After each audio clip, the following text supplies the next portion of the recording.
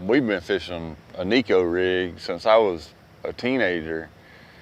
It was just called a wacky rig with a nail weight in it. I mean, and then you know, when the Neko come out, I was like, well, what the heck are they talking about Neko rig? You know, what is a Neko rig? And I mean, I Googled it and I watched the video and I'm like, man, we've been doing that for 20 years. We just put it, you know, we just called it a wacky rig with a nail in it, you know. Yeah.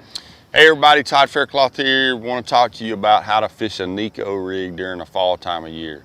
A lot of times in the fall time of year, the fish are chasing bait. So I want to use a little bit different approach with a Neko rig during the fall time of year than most would fish it.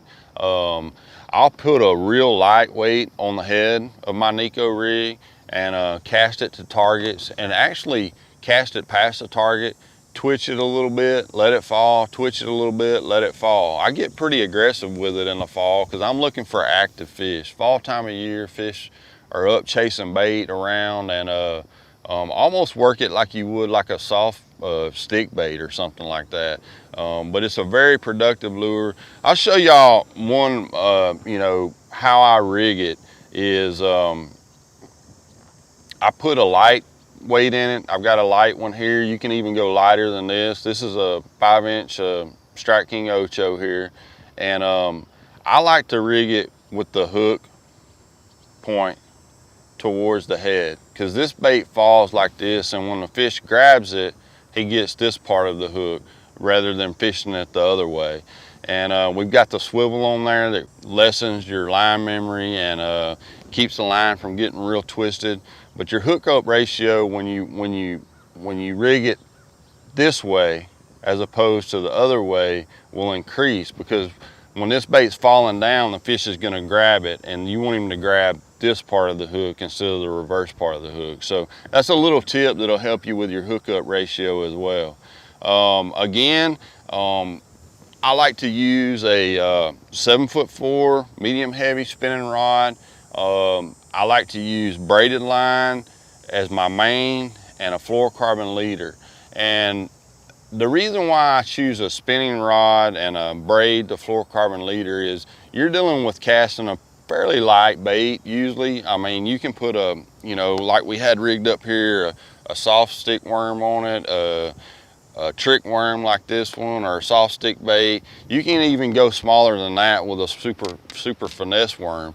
And I like to use a spinning rod because I can make a long cast with it. I'm not, you know, worried about overruns and stuff like that with it. The reason for braid to fluorocarbon is generally when you're fishing this technique, you're fishing kind of a finesse technique. It's clear water situation. It might be a little tough bite. So I want to go with the light line. And another reason I want to go with the light line is if you put this bait or these baits on really heavy line, it really affects the way the bait falls naturally.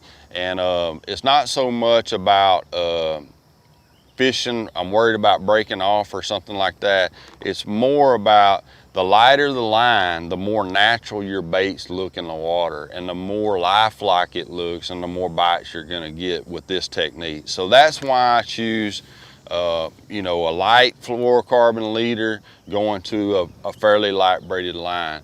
And the hookup ratio on it's great. This is a technique that works really well for beginners. It's a good way to teach a kid how to fish, or maybe your wife or girlfriend or whatever.